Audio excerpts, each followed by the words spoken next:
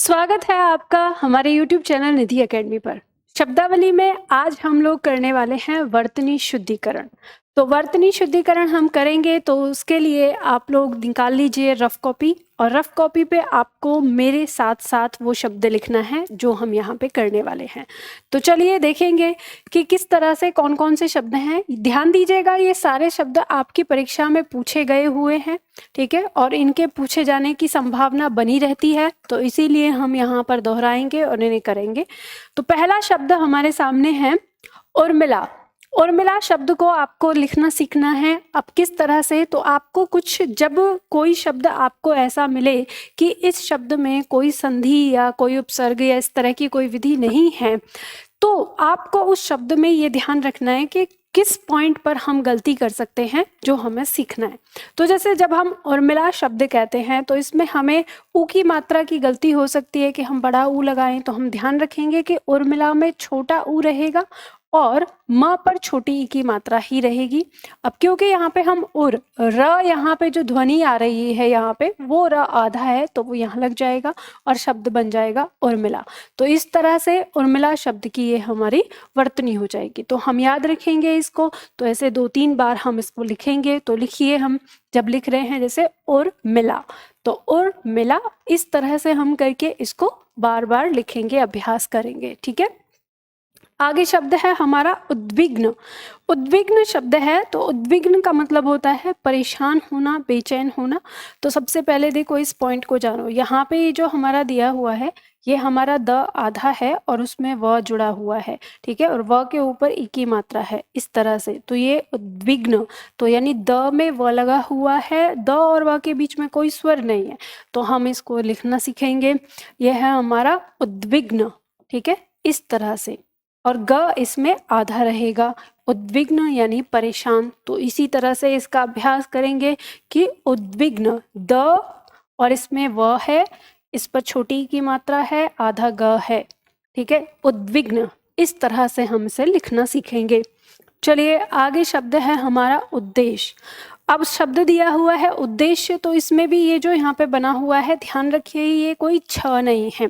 कई बार छात्र इसे छ समझ लेते हैं। ये दरअसल है क्या, ये हमारा द और द का संयुक्त रूप है, यानी आधा द और फिर पूरा। तो इन दोनों को हम इस तरह से करके लिख लेते हैं। तो आपके पास उद्देश्य लिखने का तरीका क्या है, एक तो मानक रूप ही है इसका जो इस तरह से दे रखा है। ऐसे जब हम लिखते हैं उद्देश्य तो इस तरह से करके हम इसको लिख लेते हैं, ठीक है। नहीं तो हमारे पास इसका दूसरा तरीका भी है इसे लिखने का, कि हम इसको आधा द के नीचे हम यहाँ पे हल लगाएंगे, तो इस तरह से उद्देश्य। और आपने ध्यान दिया होगा कि ये जो उद्देश्य शब्द है आप लिखते समय इस तरह से ज्यादातर लिखते हैं, दोनों द को अलग अलग लिख लेते हैं, ठीक है, तो ऐसे भी सही है। अब आपकी परीक्षा में अगर ये विकल्प में हो और ये विकल्प में हो, दोनों विकल्प में आएंगे एक साथ, तो आपको मानक रूप लगाना होगा।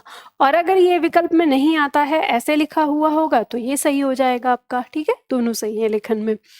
अब आगे देखेंगे, शब्द है हमारा उपलक्ष्य। तो उपलक्ष्य शब्द को अब 2 टुकड़ों में तोड़ लो। यहाँ पे देखो उप और ये लक्ष्य, तो लक्ष्य को भी आप लिख सकते हो और उप को भी लिख सकते हो, तो उपलक्ष्य आ जाएगा शब्द फिर। तो यहाँ पे आप इस तरह से इसको लिखेंगे। तो जब कोई शब्द हमारा बड़ा हो तो उसे 2 टुकड़ों में तोड़कर याद रख लो, उपलक्ष्य, ठीक है। आगे शब्द है हमारा एक दंत। एक दंत, ये शब्द है हमारा गणेश जी का पर्यायवाची, ठीक है, गणेश को हम एक दंत कहते हैं। तो इसको भी आपको एक और दंत 2 शब्द हैं, आराम से आप इन्हें लिख सकते हो कि एक दंत। अब ये इस तरह से भी लिखा जा सकता है, और ध्यान रखना यहाँ पे जो ये न है, आप इसको एक दंत यानी जो न है इसे अनुस्वार के रूप में भी लिख सकते हो। तो ऐसे भी लिख सकते हैं और ऐसे भी लिख सकते हैं। अब मान लो आपकी परीक्षा में ये भी है और ये भी है, ठीक है, तो मानक हिंदी के यानी आधुनिक हिंदी के अनुसार आपको अनुस्वार वाला ही सही करना होगा, ठीक है, फिर आप इसी को सही करेंगे। अगर वो विकल्प में नहीं है तो ये भी सही है आपका, ठीक है, ये याद रखना इसमें। तो ये जो टंकण विधि में आधुनिक हिंदी में हम पंचमाक्षर को अनुस्वार बना देते हैं, तो ये विधि हमारी आधुनिक हिंदी की है, तो उसी पे आपको चलना है और उसी को सही माना भी जाता है। चलिए अब आगे देखेंगे, शब्द है हमारा ऐश्वर्य। शब्द दिया हुआ है ऐश्वर्य। ऐश्वर्य क्या होता है? जिसके पास सब सुख सुविधाएं हों, सब सुख सुविधा से संपन्न हो, तो कहते हैं इसके पास तो ऐश्वर्य है। ठीक है, अब अगर हम इस शब्द को देखें, ये किससे बना है? आपकी परीक्षा में एक प्रश्न आया था कि ऐश्वर्य शब्द में कौन सा प्रत्यय लगा हुआ है, तो आप इसे समझिए कि ये बना किससे है। ये बना है ईश्वर शब्द में। ईश्वर जो शब्द है, इस ईश्वर शब्द में य प्रत्यय जोड़ने से। ठीक है, जब ऐश्वर्य शब्द है आपका, अगर इस तरह का प्रश्न आए कि ऐश्वर्य में कौन सा प्रत्यय है, तो याद रखना यह प्रत्यय जुड़ा हुआ है। अब यह प्रत्यय जब जोड़ा जाता है तो प्रत्यय के नियम के अनुसार इसका अंतिम वर्ण अ हटाकर यह जुड़ता है। जब अंतिम वर्ण यह हटाएगा, तो यानी अ हटाएगा यहाँ पर, तो र हमारा आधा रह जाता है। और जब र आधा रह जाएगा, तो जब ये य जुड़ेगा तो य के ऊपर ये रेफ रूप में आ जाता है। अब ये जो टुकड़ा है ये आपका यहाँ पे आ जाएगा इसी तरह से। अब ये जो ई है, आपको पता है ना ई किस में परिवर्तित हो जाएगा? अब प्रत्यय में मैंने नियम समझाया है, तो आप में से जिन छात्रों ने उस चीज़ को पढ़ा है उन्हें पता चल गया होगा कि यहाँ पे हम आए कर देते हैं। अब ये प्रत्यय का नियम होता है कि लघु दीर्घ ई या ए कोई भी हो तो वो आय में परिवर्तित होता है। तो इस तरह से हमारा शब्द ऐश्वर्य आ जाता है। ठीक है, अगर मान लो आप में से किसी को ये ना पता हो कि मैम ये प्रत्यय कैसे लगता है, कैसे होता है, हमें ये नहीं आता है, आप एक बार हमें बता दीजिए, तो आप मुझे कमेंट कर दीजिएगा कि मैम हमें प्रत्यय लगाना नहीं आता है, आप हमें प्रत्यय लगाना सिखाइए, तो मैं आप लोगों को यूट्यूब पर प्रत्यय लगाना भी सिखा दूंगी। ठीक है, तो ये आप लोग मुझे कमेंट करके बताइएगा कि आपको प्रत्यय आते हैं या नहीं आते हैं, क्योंकि जो मेरे अपने छात्र हैं उनको प्रत्यय आते हैं, तो उन्हें पता है कि किस तरह से लगाया जाता है। इसलिए मैं सिर्फ आपको याद दिलाती हूँ कि इसमें कौन सा प्रत्यय लगा हुआ है। ठीक है, चलिए आगे शब्द है हमारा कौशल्या। अब देखो ये जो कौशल्या शब्द है, इसको लेकर बड़ा विवाद आ जाता है। अब कौशल्या शब्द एक हमारा इस तरह से लिखा होता है, शब्द है कौशल्या। ठीक है, ऐसे, तो ये है हमारा तत्सम। याद रखना ये तत्सम शब्द है, संस्कृत में लिखा जाता है कौशल्या इस तरह से। लेकिन अभी आपकी परीक्षा में कौशल्या इसको सही माना जाता है, यानी यहाँ पे जो हमारा तालु श है इसको दंत स में परिवर्तित कर दिया गया है। तो आधुनिक हिंदी में जब दोनों विकल्प आपको एक साथ मिलते हैं तो आप दंत स वाला सही करते हैं आधुनिक हिंदी के अनुसार। ठीक है, क्योंकि परीक्षक ने इसी को आंसर करके सही करके दिया, तो अब हमें मानना मजबूरी बन जाता है, नहीं तो सही तो यही होता है। ठीक है, तो अब जो कौशल्या शब्द है आप उसको इस तरह से लिखेंगे। ठीक है, ऐसे याद रखेंगे। तो याद रखिएगा कि ये क्या हो गया, हमारा तद्भव हो गया है। ठीक है, इसे हम तद्भव के अंतर्गत रखेंगे। ठीक, अब आगे शब्द है हमारा कृतकृत्य। कृतकृत्य का मतलब होता है किया हुआ कार्य। ठीक है, जो किया हुआ कार्य है, जो कार्य किया गया है। कृत यानी किया हुआ, कृत्य यानी कार्य। ठीक है, तो यहाँ पे हम देखेंगे कृत और कृत्य इस तरह से आ जाएगा, तो ये हमारा शब्द बन जाएगा। ठीक है, चलिए आगे शब्द है हमारा केंद्रीकरण। शब्द है केंद्रीकरण। अब केंद्रीकरण शब्द को देखेंगे, दो टुकड़ों में आप तोड़ लो। यहाँ पर अगर हम देखें इसे, तो ये केंद्र प्लस ई प्लस करण, इससे बना है। अगर ध्यान दें तो शब्द है हमारा केंद्र। अब ये केंद्र आप ऐसे लिखो या आप केंद्र बिंदी बना के लिखो। ठीक है, न को यहाँ पे किस में बदल देना, बिंदी में। ठीक है, इस तरह से आ जाएगा। इसमें प्लस ई, ठीक है, प्लस करण, तो इससे बना है ये शब्द हमारा, तो बन जाता है हमारा केंद्रीकरण। अब आपको पता है शब्द ये भी सही है, ये भी सही है, लेकिन आधुनिक हिंदी के साथ इसे मानना पड़ेगा आपको। तो हम इसे देखेंगे, यहाँ पर ये आ जाएगा हमारा केंद्र, इस पे बड़ी ई की मात्रा ई और करण, तो बहुत आसानी से हम इसको लिख लेंगे केंद्रीकरण। ठीक है, तो ये ध्यान देना कि जहाँ पे भी करण शब्द आता है, अगर उससे पहले ई की मात्रा आई हुई है तो वो हमेशा दीर्घ होती है, जैसे प्रस्तुतिकरण, स्पष्टीकरण, केंद्रीकरण। ठीक है, इस तरह से। तो ये वर्तनी के हिस्से हैं, ये आपको याद रखना है। अब आगे शब्द है हमारा दुर्वस्था। दुर्वस्था शब्द आया है, अक्सर परीक्षा में दुरावस्था रहता है, र के ऊपर आ की मात्रा लगी हुई होती है, उससे हम देखते हैं तो वो गलत हो जाता है। कैसे गलत होता है, तो आपको समझना है कि दुरावस्था जो शब्द बना है, दुर्वस्था, ये किससे बना है। इसमें लगा है उपसर्ग दुर। ठीक है, दूर उपसर्ग लगा है और किस शब्द में, अवस्था शब्द में, अवस्था शब्द होता है, ठीक है। अब जब ये इसके साथ जुड़ता है ये उपसर्ग, तो देखो ये है हमारा व्यंजन और ये है हमारा स्वर। तो जब व्यंजन के बाद स्वर होता है तो ये वाला स्वर इस व्यंजन को पूर्ण कर देता है। अब ये हमारा र पूरा हो गया, अब इसके नीचे से हल हट गया। अब ये इसने इसको पूरा कर दिया, यहाँ पे बचा हुआ टुकड़ा और यहाँ पे बच गया ये वाला टुकड़ा, तो फिर आप इसे रख देते हैं और ये शब्द हमारा क्या हो जाता है, दुर्वस्था हो जाता है। और दुर्वस्था का मतलब हो गया बुरी अवस्था, बुरी स्थिति, अवस्था मतलब स्थिति और दूर माने बुरा, तो बुरी स्थिति को दुर्वस्था कहते हैं, ठीक है। इस तरह से शब्द बन जाएगा। चलिए आगे देखेंगे, शब्द है हमारा उद्घोष। उद्घोष जो शब्द है इसमें हुई है हमारी व्यंजन संधि। ये कैसे बना है, ये बना है हमारा उत प्लस घोष से, ठीक है। घोष का मतलब आवाज से है, वाद्य यंत्र से है, ठीक है, कंपन से है, अलग अलग अर्थ आते हैं। तो यहाँ पे त का मेल अगर चौथे वर्ण से होता है, तो त का मेल चौथे वर्ण से हो रहा है, तो ये त स्वयं को तीसरे वर्ण द में बदल देगा, यानी अपने वर्ग के तीसरे वर्ण द में बदल देता है। व्यंजन संधि याद आ रही है ना, तो व्यंजन संधि में हमने ये पढ़ा ही है। तो यहाँ पे हमें पता है जब इसे बदल देता है तो ये बचा हुआ टुकड़ा और ये हमारा पूरा शब्द, तो शब्द क्या बन जाता है हमारा, उद्घोष। उद्घोष का मतलब होता है जो आवाज लगाया जाता है, जयकारा लगाया जाता है, तो जयकारे को उद्घोष कह देते हैं, ठीक है। तो ये बात समझ में आ गई। चलिए, तो इस तरह से ये आपके शब्द होते हैं। और देखेंगे हम यहाँ पे शब्द है हमारा उपर्युक्त, ठीक है। आगे शब्द है उपर्युक्त। उपर्युक्त शब्द हमारा किससे बना है, तो ध्यान देना, ये शब्द बना है, इसमें हमारी लगी है विसर्ग संधि, उपह प्लस युक्त, ठीक है, इसमें है विसर्ग संधि। अब कैसे बना है, तो ये शब्द बना है हमारा विसर्ग संधि में। अब यहाँ उप में जो हमारा विसर्ग है, ये विसर्ग य के साथ मेल करने पर स्वयं को बदलता है, किसमें, र में बदलता है। अब देखो ये विशेष नियम के अंतर्गत आता है, जो आपका आता है ना पुनः और अंतः, पुनः और अंतः, ठीक है। तो इस अंतः के साथ आपका उपह भी आता है, ये वाला भी। तो इस विशेष नियम के अंतर्गत ये आपका शब्द बनता है कि इसका जो विसर्ग है वो अगर किसी भी तीसरे, चौथे, पांचवे या अंतस्थ व्यंजन से मेल करता है तो वो विसर्ग र में परिवर्तित हो जाता है। ऐसा नियम पढ़ा है हमने, ठीक है, संधि के अंदर। तो ये हमारा इस तरह से शब्द बनेगा। तो फिर क्या होगा, यहाँ पे बचता है हमारा उप, ठीक है, और ये शब्द आ जाता है हमारा युक्त। अब देखो ये क्या हो जाता है, इस उप का मतलब ऊपर है, ठीक है, और युक्त का मतलब स्थित। अब ये जो र आपका आधा है ये य के ऊपर आ जाएगा और यहाँ पे बचा हुआ शब्द क्या बन गया, उपर्युक्त बन गया, ठीक है।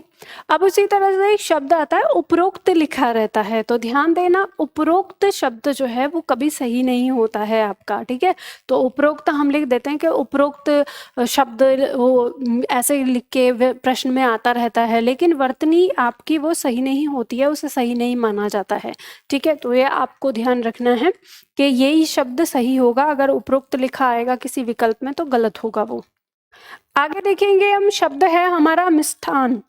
तो देखो यहाँ पे अभी क्या है, मिष्ठान है, और कभी हम जब बोलते हैं, जैसे मैंने भी अभी बोला मिष्ठान कह दिया, ठ बोलना गलत होता है, ये होता है मिष्ठान, ट होता है ट।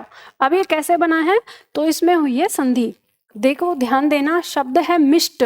मिष्ट का मतलब होता है मीठा, संस्कृत में मीठा को मिष्ट कहते हैं, ठीक है। और शब्द आता है अन्न, अन्न यानी भोजन, अनाज है जो भी कहें।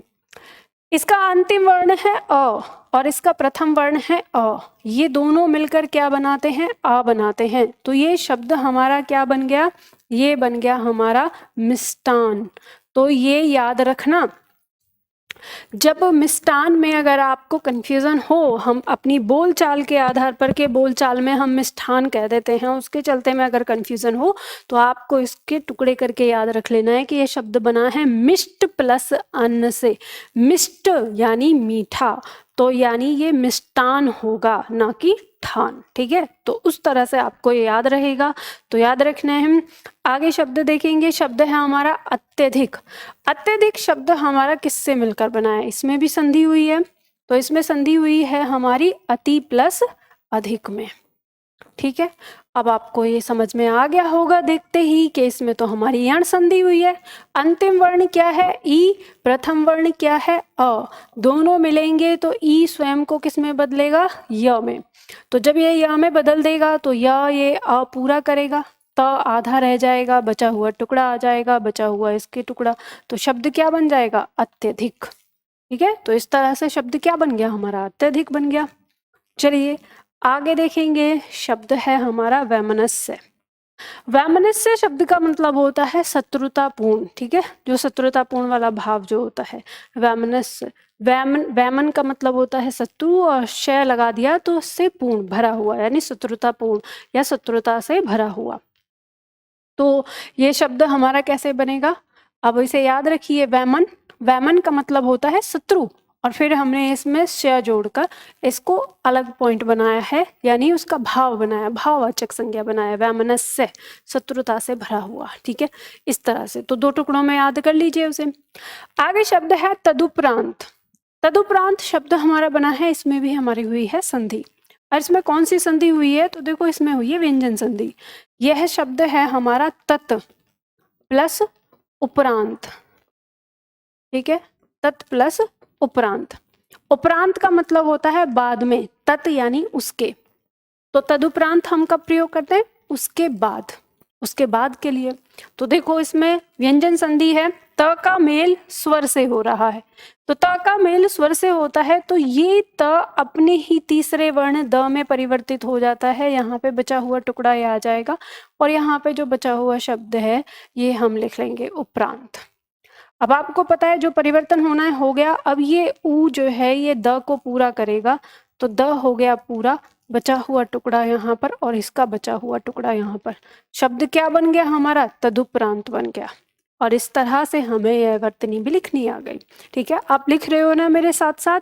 तो जैसे मैं यहाँ पे बोल रही हूँ, देखो ध्यान रखिए, यहाँ शब्दावली मैं आप लोगों को करवा रही हूँ, तो इसका मतलब ये नहीं है कि आप आराम से बैठ के बस मुझे सुनेंगे। जब भी मैं शब्दावली करा रही हूँ तो आपको रफ कॉपी रखनी है, और मैं जिस भी शब्द के बारे में आपको बताती जा रही हूँ, आपको उस शब्द का मनन करते हुए अपनी रफ कॉपी पर उस शब्द को लिखना है।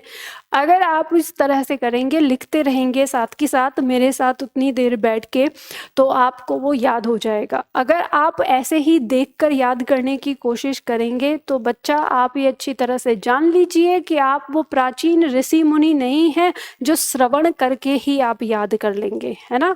तो आपको थोड़ा सा लेखन भी करना है, अपनी लेखनी में भी उतारना है, जिससे कि आपको वो लंबे समय के लिए याद हो। ठीक है, तो याद हो गया ये। चलिए आगे देखते हैं, शब्द है हमारा समुज्ज्वल। समुज्ज्वल शब्द देखेंगे तो ये किससे बना है हमारा? तो ध्यान देना, देखो ये शब्द बना है हमारा सम प्लस उज्ज्वल से। और उज्ज्वल शब्द हमारा कैसे बना है ये तो आपको पता ही है, तो उज्ज्वल लिखना हमें आ गया। दोनों जो हमारे आधे होते हैं इसमें, ठीक है, ये हमारा किससे बना होता है उज्ज्वल? ये बना होता है हमारा उत प्लस उज्ज्वल से बना होता है। ठीक है, तो इसको तो हम कर चुके हैं एक बार, तो अब हम यहाँ पे देखेंगे कि उज्ज्वल शब्द हमारा आ ही गया। तो ये जो ऊ है इस म को पूरा करता है, तो ये क्या हो जाएगा? ये समूह हो जाएगा, और बचा हुआ टुकड़ा, दोनों जो आधे इसमें भी, और ये इस तरह से शब्द बन जाएगा हमारा समुज्ज्वल। देखो जब आप ऐसे दूर से शब्द देखते हैं तब आपको देखने में लगता है कठिन, लेकिन जैसे ही आप उस शब्द को जोड़ते तोड़ते हैं और आप उसका रहस्य पता करते हैं कि किससे बना है, तो वो आपको देखने में ही आसान लगने लगता है और याद हो जाता है। ठीक है, इसी तरह से देखो शब्द है भुजक्कड़। अब भुजक्कड़ शब्द दिया है तो ये किससे बना है? ये बना है बूझ। बूझना जो शब्द होता है, बूझ धातु है, उस धातु में हमने क्या जोड़ा है? अक्कड़ जोड़ा है। ठीक है, अब ये ध्यान देना कि शब्द है बूझना, बूझ बड़ा ऊ रहेगा। ठीक है, अब जब अक्कड़ इसके साथ जोड़ेंगे तो ये बड़े ऊ को किस में बदलेगा? छोटे ऊ में बदलेगा। अब आप कहोगे कि मैम कैसे बदलेगा? तो ये प्रत्यय लगाने की विधि पर निर्भर करता है ना। प्रत्यय लगाना जब हम सीख लेते हैं तो हमें पता चलता है कि जो अक्कड़ है ये क्या करता है? लघु परिवर्तन करता है किसी शब्द में। तो ये लघु परिवर्तन क्या करेगा? ब के ऊपर जो बड़ा ऊ है इसको कर देगा छोटा। ठीक है, और झ में जो अंतिम वर्ण है अ को हटाकर स्वयं जुड़ेगा, तो अ को हटाकर स्वयं जुड़ेगा तो इसका तो कोई अंतर दिखाई नहीं देगा, और बचा हुआ जो है वो हमारा आ जाएगा, शब्द बन जाएगा भुजक्कड़। ठीक है, इस तरह से हमारा शब्द बनेगा। ठीक, प्रत्यय लगाना आपको आ ही जाएगा, तो आपको ये ध्यान देना है। आगे शब्द है हमारा अनुनासिक।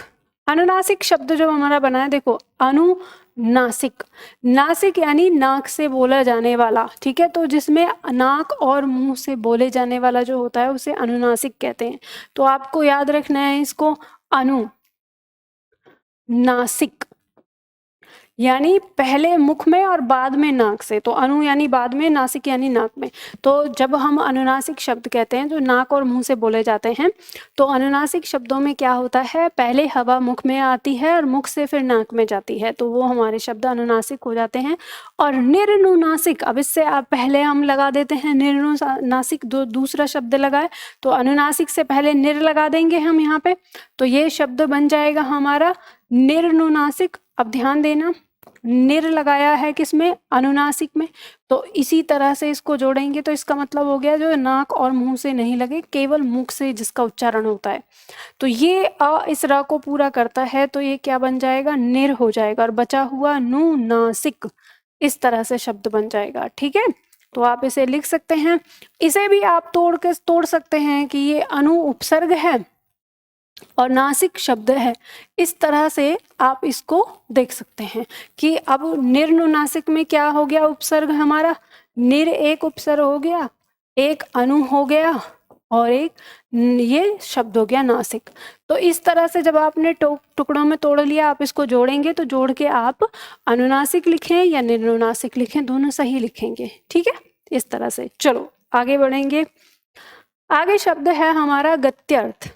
गत्यर्थ यानी गति को अर्थ देना, तो ये शब्द बना है हमारा गति प्लस अर्थ से। ठीक, तो यहाँ पे जो ई है इसका मेल किससे होता है, अ से, दोनों मेल करेंगे, ई बदल जाएगा य में। ठीक है, और ये अ इसके साथ आ जाएगा, तो हमारा ये शब्द होता है य, इसका बचा हुआ त और ये बचा हुआ ग, और उसके बाद यहाँ पे बचा हुआ हमारा टुकड़ा, तो शब्द क्या बन जाता है, गत्यर्थ। ठीक है, इस तरह से। आगे देखो, शब्द है हमारा अंतश्चेतना। अंतश्चेतना शब्द हमारा कैसे बना है, तो ध्यान दीजिएगा, इसमें है विसर्ग संधि। ये शब्द है अंतः प्लस चेतना। ठीक है, तो विसर्ग जब मेल करता है किसके साथ, च वर्ण के साथ, च और छ वर्ण के साथ, ठीक है, यानी तालु वर्ण के साथ, तो ये विसर्ग स्वयं को तालु श में परिवर्तित कर देता है। जब त को स्वयं में तालु श में परिवर्तित कर दिया, तो अब देखिए ये क्या होगा, आधा श लगेगा और ये चेतना शब्द, तो शब्द क्या बन गया हमारा, अंतश्चेतना। तो दोनों मिल गए, अंतः प्लस चेतना, तो अंतश्चेतना बन गया। अब इसमें हमारी विसर्ग संधि हो गई है, और विसर्ग संधि में श वाला नियम आ रहा है, ये आपको पता चल गया। ठीक है, चलिए आगे शब्द है हमारा यहाँ पे मनोरथ। मनोरथ शब्द को देखेंगे तो ये शब्द भी हमारा बना है किससे, मनः प्लस रथ से। इसमें भी हमारा क्या हो रहा है, विसर्ग संधि लग रही है। विसर्ग का मेल हो रहा है किससे, र से, यहाँ पे अंतस्थ व्यंजन से हो रहा है। ठीक है, इससे पहले यहाँ पे अ है, तो ये हमारा किस में बदल जाएगा, ओ में बदल जाएगा। ठीक है, अब ओ में बदल जा रहा है, तो ये शब्द हो गया हमारा मनोरथ। ठीक है, इस तरह से इसमें विसर्ग संधि है। मनोरथ शब्द भी हम आराम से लिख लेंगे। मनोरथ का मतलब होता है मन की इच्छा। ठीक है, तो मन से बना, मनः प्लस मन और रथ से, रथ का मतलब इच्छा से ही आ गया, जो मन का रथ है यानी मन की इच्छा है, तो मनोरथ का मतलब मन की इच्छा, मन की कामना। ठीक है, इस तरह से ये आपके शब्द पूरे होते हैं। तो जो हम लोगों ने देखे यहाँ पर, तो आज जो हमने यहाँ पे शब्द किया है, ऐसे तो बहुत ही साधारण से शब्द थे, बहुत ऐसे नहीं थे जो कठिन है, जो आपको याद नहीं होंगे या आपसे लिखने में गलती होंगी।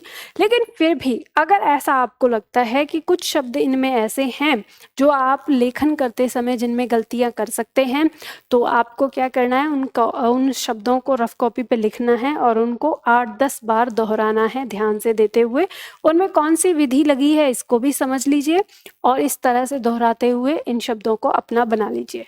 चलिए आज के लिए हम इतना ही करते हैं, फिर मिलते हैं हम अगले वीडियो में।